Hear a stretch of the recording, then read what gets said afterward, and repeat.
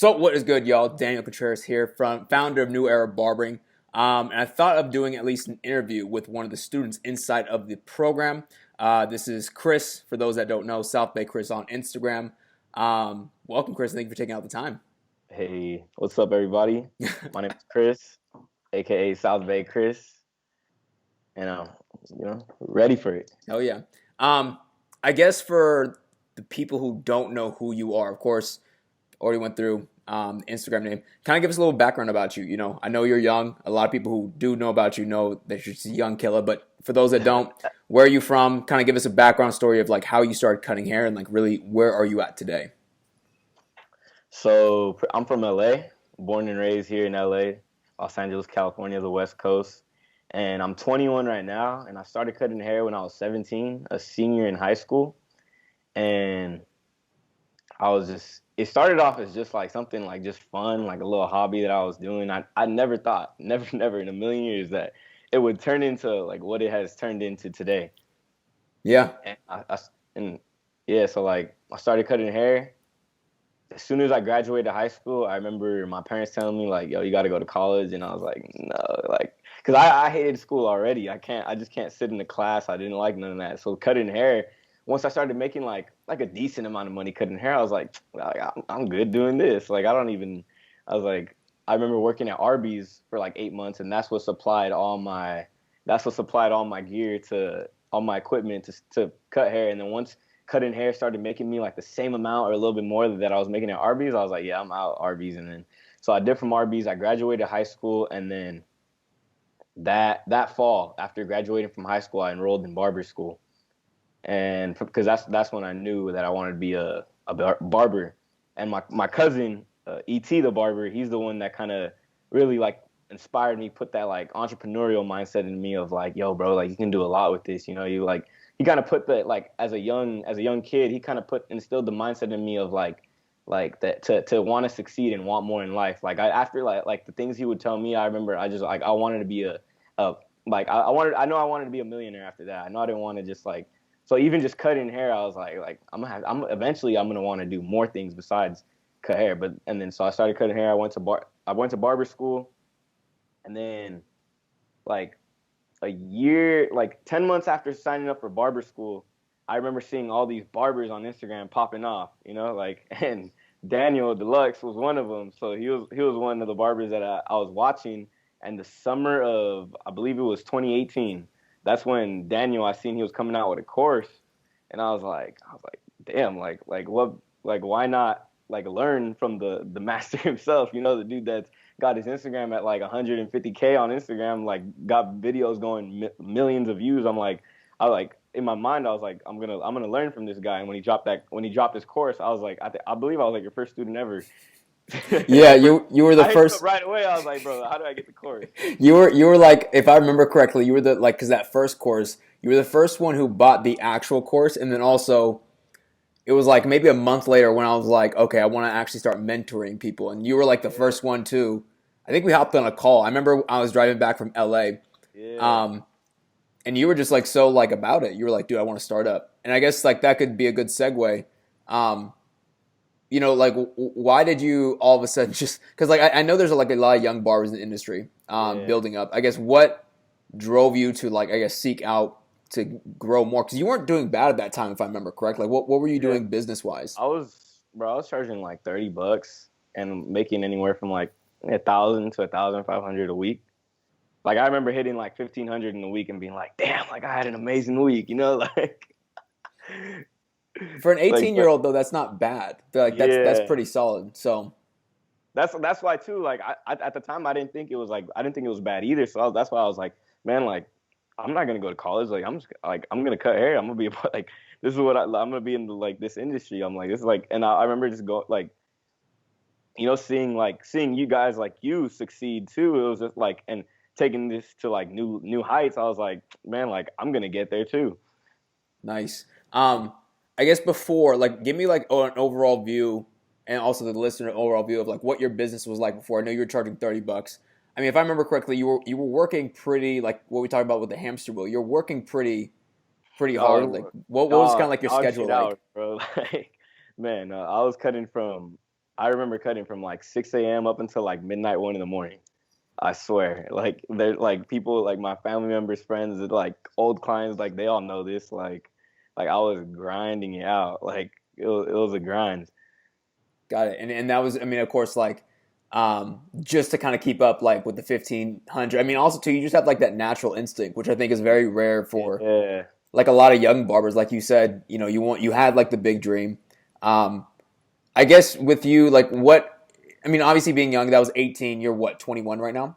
Yeah, I'm 21 right now. Give me like the overall, like, I guess, progress for you. Like, obviously there's like a lot of great things like, in that time frame. What are you charging right now, by the way?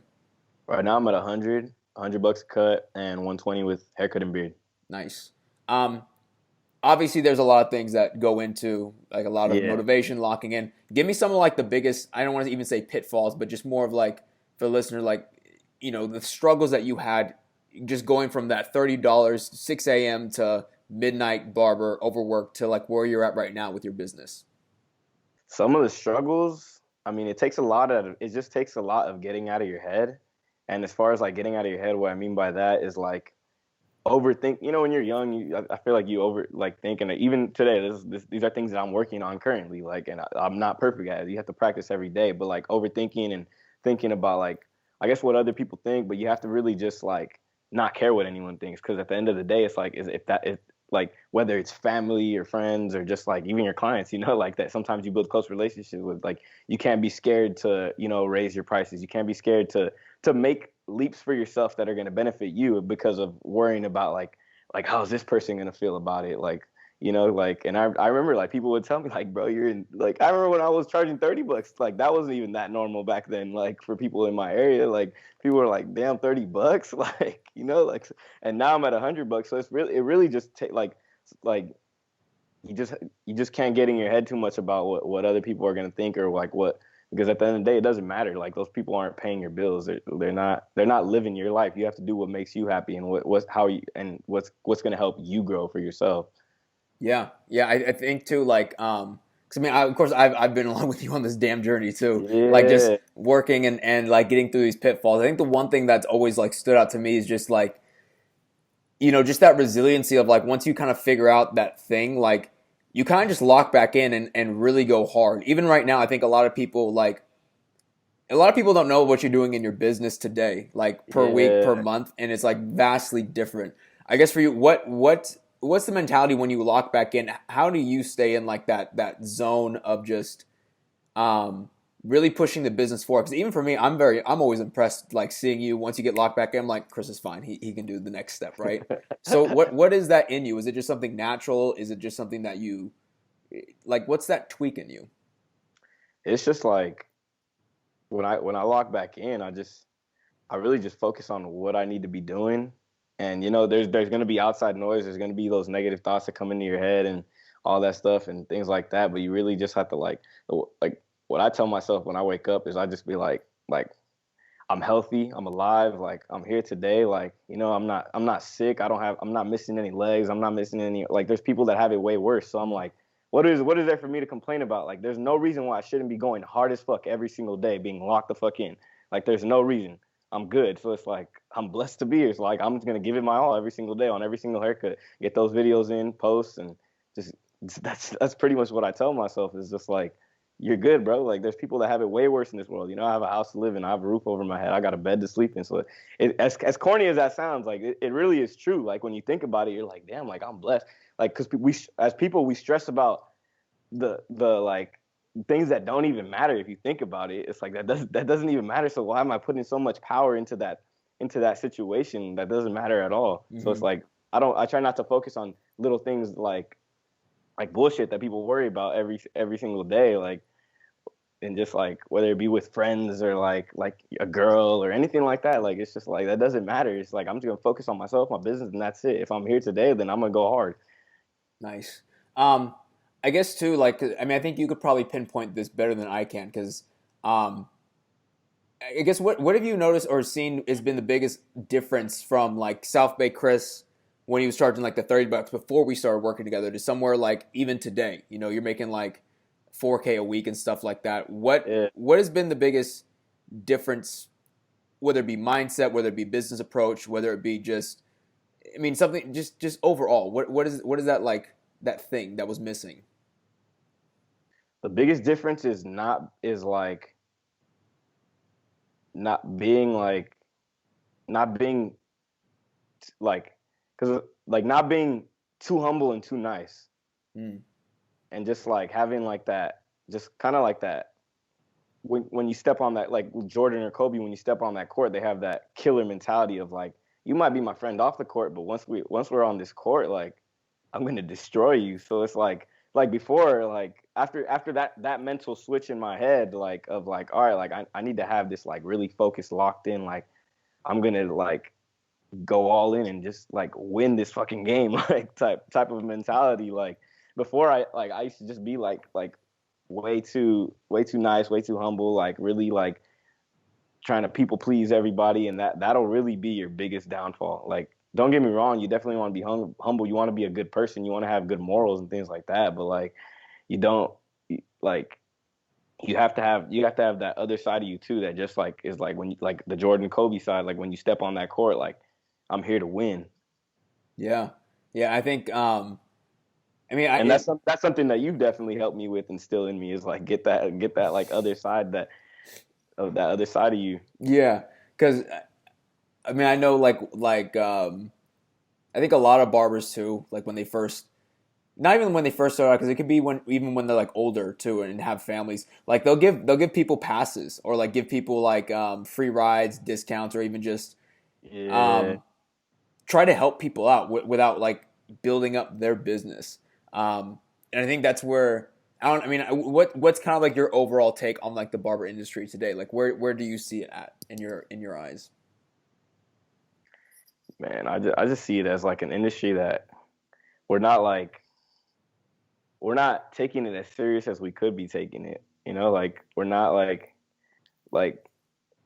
it's kind of like a hustle versus like a profession, or like that, like you know, where you can make money as much as doctors if we really took this serious. Like where it's like I think we're undervalued, and a lot of that is the barber industry's fault. Is like because you know, and I think what you're doing here with elevated mentorship is just like we're taking it to like to where it's like, damn, people are like respecting barbers now, you know, like Mm. like a haircut ain't just a haircut, like that $20-$30 cut you get down the street, like, you know, it's like it's something that like needs to be taken serious, like we should be valued just like any other, like, and like it's 2020 now too, 2021, so it's completely different than it was 5, 10, 15 years ago, and yeah, that's the way I see it. Yeah, there's just also like this different, um, like when you're charging the $100, $200 a haircut, there's just a different way you run your business too, right? Which I Yeah, don't think people get. Like I think, I mean, I don't know what you perceived. Like, what did you personally perceive when you were doing like $30? What did you perceive like charging $100 would be versus like what it is now? Because now you're like, dude, this ain't nothing to me, right? bro, I thought at $100, you know, you have to like, I thought you had to be on Hollywood Boulevard, Sunset Boulevard, Melrose, you know, have the nicest studio there is. I thought you had to have all. I thought you had to be in a certain location. I thought you had to be like you know, I thought you just had to be super fancy, when it's like when it's really like not about that. It's like you could be in the fanciest best location, but if your haircuts are trash, and they're not like, you're not going to retain clients at $100. Yeah, or So even just your business is trash in general yeah, too. yeah, bro. Like, Yeah. bro, like, and when really when you start to realize is like, and this is something that you constantly preach, is like, it's people that are paying that much, like they don't care where you are. They want their haircut to be on point. They want to look good. They want you to give them that best haircut possible on what's gonna make them look good. They want you to like adjust the haircut. It's not just about a fade either. It's about adjusting different things to serve somebody's head, different problems that they have, and just like and fixing them those for them so they can feel confident. And if you can do that for somebody, then they're gonna pay 100, 150, $200, like Absolutely. $300, $400, like I've Absolutely. had it happen. So Yeah, no, like I think people get so lost in just like I'm sure you probably have gone on down that lane probably prior, but like I think so many barbers get lost in trying to perfect the fade when like it's just that's not the problem most clients have. Like business is Yeah, all about problem solution based, and if you don't build up from that at least standpoint and know how to like that works into the marketing, works into your financials, works into scaling, like it's no wonder why people are kind of stuck and just kind of spinning their wheels because those add on more services because I think that's more additives to it, right? yeah. And like, there's people at 30, $40 that have perfect fades, Mm. but still can't get their prices up to $100. So like you said, it's not about the fade. It's about the Don't get me business wrong, structure. that you want to have a clean fade, but at the Yeah. same time, there's so much more to it than just having the freshest fade on. It's at least knowing what the business is telling you, right? Like just having a Yeah, proper business structure that allows you to scale up effortlessly, and it's not like. 'Cause I think most barbers too. This is probably what you were doing too, Briar. Because I don't know what you were charging, but most barbers kind of like, am I booked out like 3 weeks in advance? All right, I'll go up $5, right? And it's like that's like the worst way to even that's do it. I think through that now, bro, and I'm just like, that's insanity right there. But that's the way I used to think too, because Yeah, that's how the whole barber industry thinks. everybody thinks because nobody knows how to Yeah, scale a business. Well, first of all, they have poor foundations. It's kind of like just building a skyscraper in like quicksand. yeah. If you think that just adding on more services or anything of that sort is going to scale, like at some point in time that shit's going to break, or it's just going to become unprofitable. Because Go yeah, ahead. because like if you're adding on more services, like you're doing a facial and doing all these massages and doing all types of stuff, like people think that's gonna get them more money when really the client just wants the haircut to look good Yeah, to look good, like, and yeah. so they might feel good in your chair, like, oh, and then they go home and they're like, but the cut still ain't there, Yeah, like. like they didn't like reward you for a haircut. They just rewarded you for some extra bullshit you just threw in there, Yeah, which isn't but if, helpful. but if somebody else, if they go to somebody else that gives them the cut that they want, they're not Yeah, gonna come back to you because even though you do all the massages and everything like that, like they're gonna go to the other person because at the end of the day, when they go on that date with that girl, they look good and they feel good with the haircut that they got. yeah. I think also too, like a lot of barbers think like you got to build relationships or like you got to like talk. Like I heard I somebody think like that too, bro. I used to think that too. everybody's like when I hop on a call with somebody who's interested in the program, they're like, "Are you going to tell me like what I should say to a client?" I'm like, "Yeah, don't say nothing to them. Like that's not your job. Like they're paying Cut for." their hair. Yeah, if you're trying to like make them pay for a conversation, they'll go to anybody who gives them a better conversation. Like Yeah. it's just I think a lot of things are askew, but I'm glad like for you at least like the model that we have is working. I think I mean, what has been like the most impactful thing just about because I know you've been through, of course, like the first program, the first also to like elevated mentorship, like I guess the beta thing, and then now like this is actual physical program. Yeah. What's the biggest takeaway from like this recent, I guess, upgrade of a program that you can take away from that you can see like wow, this actually was like really game changing for me.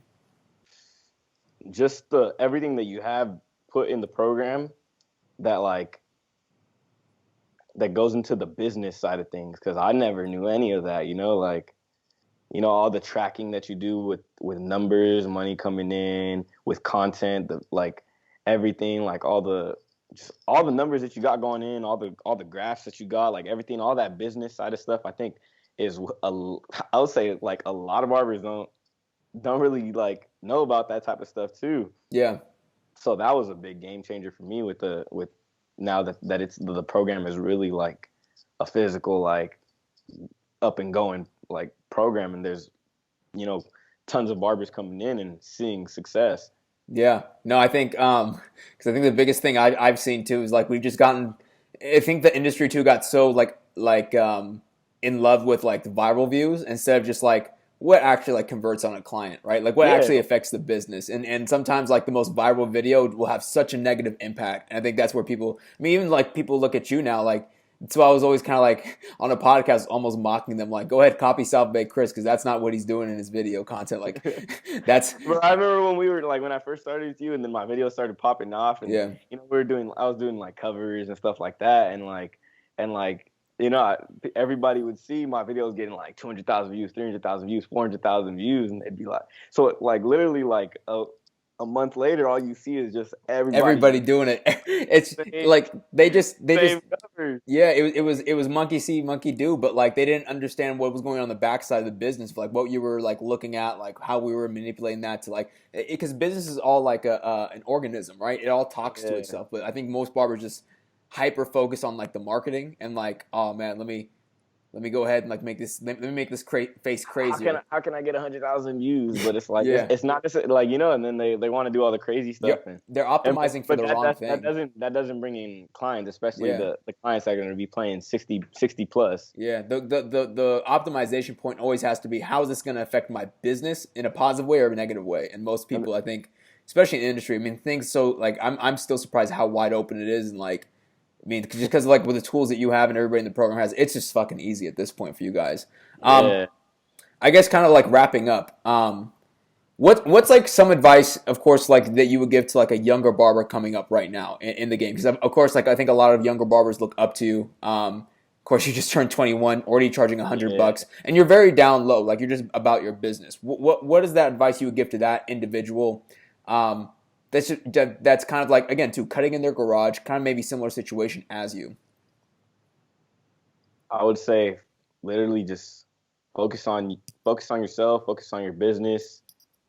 Don't pay attention to the outside noise. When you're young, you're gonna have friends, homies like telling you, "Oh, you should do this, you should do that." They start seeing you succeed, start seeing you make a little bit of money. Like everybody wants to be your homie, like and everybody's always got something to say. Whether even it's family members, um, or even like if you're a young barber, it might be barbershop OGs in the game that have been in there for a little while in your area, trying to recruit you into their shop or trying to tell you what you should do or what you shouldn't do. Just like just do you. Don't listen to all that outside noise. You don't need to get in the shop to make money to cut in hair. It's a new era. Like you don't need that.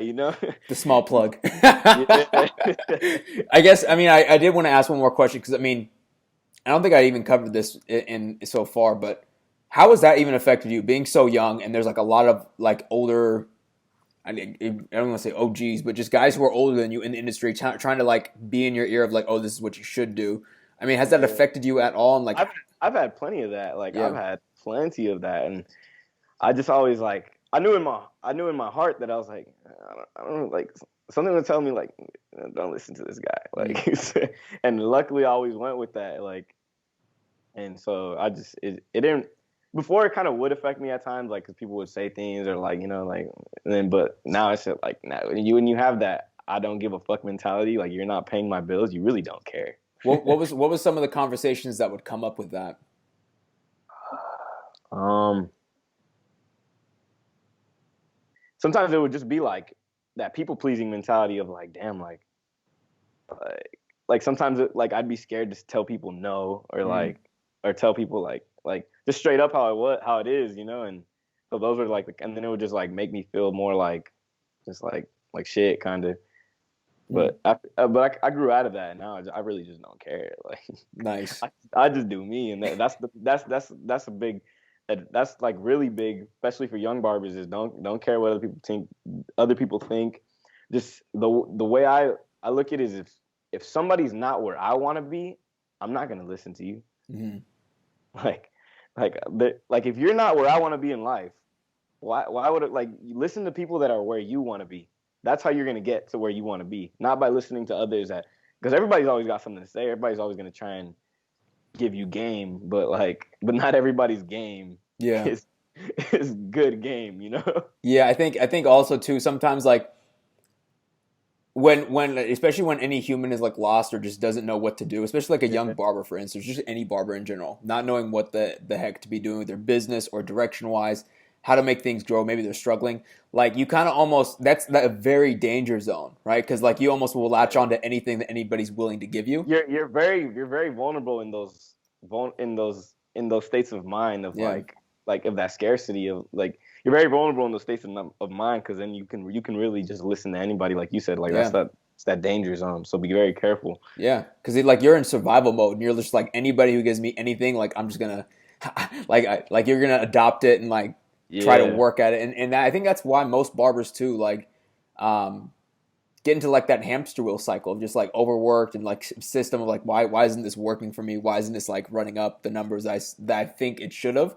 Or just not even happy cutting hair anymore, right? Some barbers like making 3 4K a month just it's just like boring, right? Doing the same thing every month. Even for you, dude, you were like making 10K a month, and you were like, dude, I like It was crazy. Like you hopped I on a was, Q&A call. I You're was like, like, you I was weren't like, even bro, happy. You were I'm like, I don't know frustrated. what I'm like. I'm just like, yeah, I was like frustrated at that. Making I just, 10K a month, dude, and it's like I think it happens at any level. Whenever you're not getting the growth that you want and know you deserve, you're always going to be frustrated, whether it be at 2K or 10K a month, charging $20 or charging $100. yeah, So it's kind of like something you told me. Like, it's just that fun is like when you're just constantly growing, when you're constantly just pushing to achieve new goals. mm, That's where you really feel good, because you're just like, once you're just constantly achieving goals and constantly pushing to achieve goals, and it's not even, it's not easy, and you still achieve those goals. Like, that's where but like, it don't matter where you're at, if you just stay stale. Like, I feel like you just start feeling like, damn, like, what am I doing? yeah, it's not because like well, I don't know if you ever experienced this because like again, till you got in this industry like again 18, like you were only cutting for what like a year and a half or so before we met, I guess. Yeah, like a year, yeah, like a year and a half. Yeah, like for me, I was cutting professionally for 2 years before I actually started doing something about it.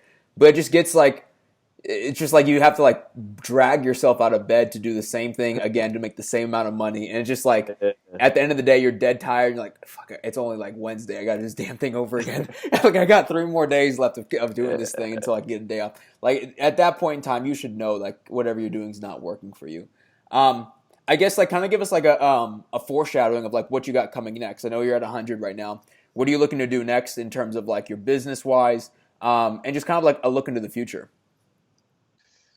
Right now, the next goals are get to 150. That's coming really soon, really really soon, and then eventually, for sure, I would say by the end of summer, 200 to cut. Not a boy. Yeah. Yeah, Because and I even told you for those listening, because you were stuck at 100 for like a year, just because of like a lot of. yeah, I think a lot of people don't take into the fact of how many plateaus come into like when you hit that $100 price point of yeah, just like business, personal, everything just all of a sudden like just becomes this thing, and like I'm glad that we're locked. You got locked back in. You're able to like get up to 4K a week now, and just dude, I think 200 should be effortless by the end of the year for damn sure. Honestly. oh yeah, yeah, bro. No, it's coming for sure. Yeah, yeah. So stay locked in. I guess Yeah, last thing wrapping up. Unless you have anything else, I mean, just any advice to anyone that is listening that might be thinking about joining Elevated Mentorship, doesn't know if it's right for them in the program. What advice do you have for those people?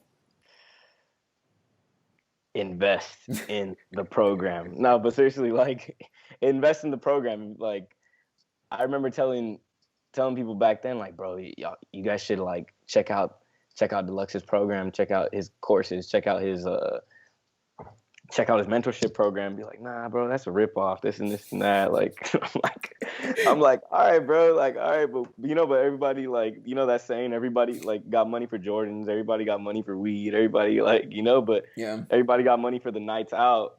But you won't spend money on yourself, like. yeah, And it's like, and I never like. I remember people would tell me like, oh, bro, that's a rip off, or you're getting ripped off. Like, what? Why are you even doing that? And I'm like, but like, bro, it was literally like in 2 months of working with you.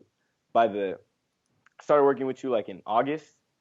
By December, we had hit like 20K. So in like yeah, 3 months, like 20K on Instagram. So it's yeah, like, oh, was it really a rip off, or like look where I'm at now? yeah. And then I mean now even like um, I'm sure if you look back, like those people like are still in the same place. Well, you're doing like because you said you're doing like what 15K, trying to get up to 20K now a month Yeah, of like just income, just hit 15K last not month. Instagram on income. 15K on income, exactly. Yeah, Isn't it? yeah. And like it's always funny like talking to people on calls because they'll be like, I don't know if like if I want to do that. Now look, I check back like even a year later and they're still doing the same thing, dude. It Yeah. surprises me just how people get stuck.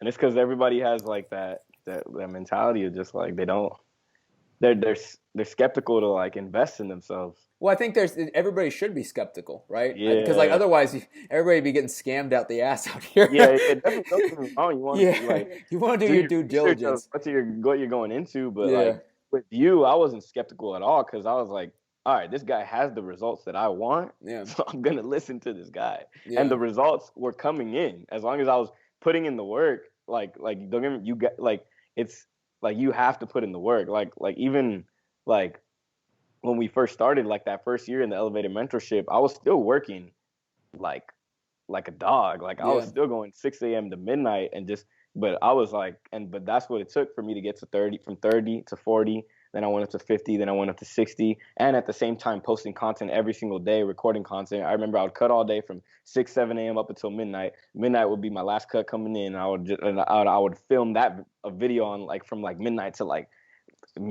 2 a.m. and just like, and that video would end up going like 500,000 views or something like that. And I'm like, it's worth it. The Mm-hmm. grind is worth it.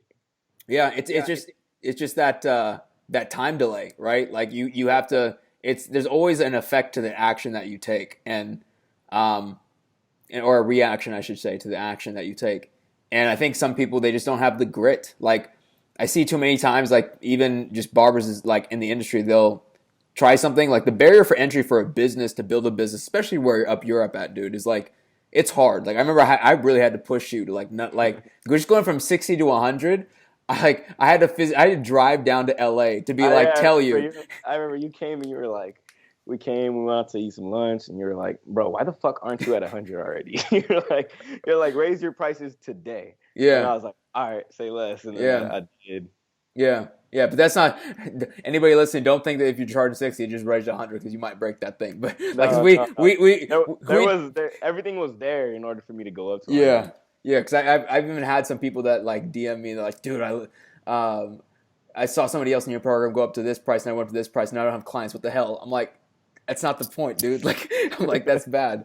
It's not just it's not just this program isn't just like you just raise your prices just to raise your prices. Like, no, there's I strategies to it. I There's think things you have everybody to do. thinks that though too. Like that's what's Yeah. crazy. Everybody's just like, oh, like I just gotta know my worth. I'm like, well, you should, but like that. Good luck trying to get up to 200 knowing your worth because that's not gonna fly at a higher Good luck level. trying to be booked out, and like having new clients constantly coming in every single day. Yeah, yeah.